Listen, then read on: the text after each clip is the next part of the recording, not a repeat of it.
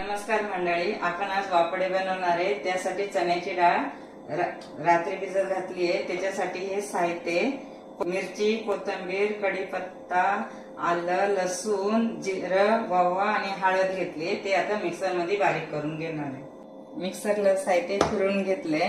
त्याच्यासाठी बारीक कांदा कापलाय। त्याच्यामध्ये हे सामान घेऊन आपण आज वडे बनवणार आहे।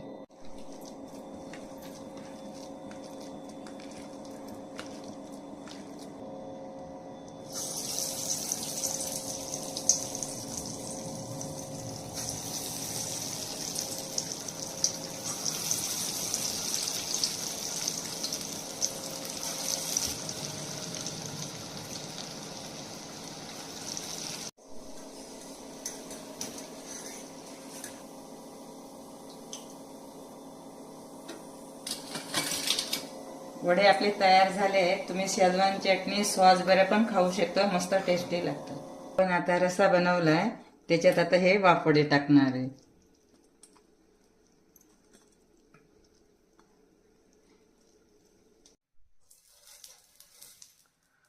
वाफवड्याबरोबर आपल्याला घावणे खूप छान लागतात खाण्याकरता, तर आपण घावणे पण बनवित आहोत।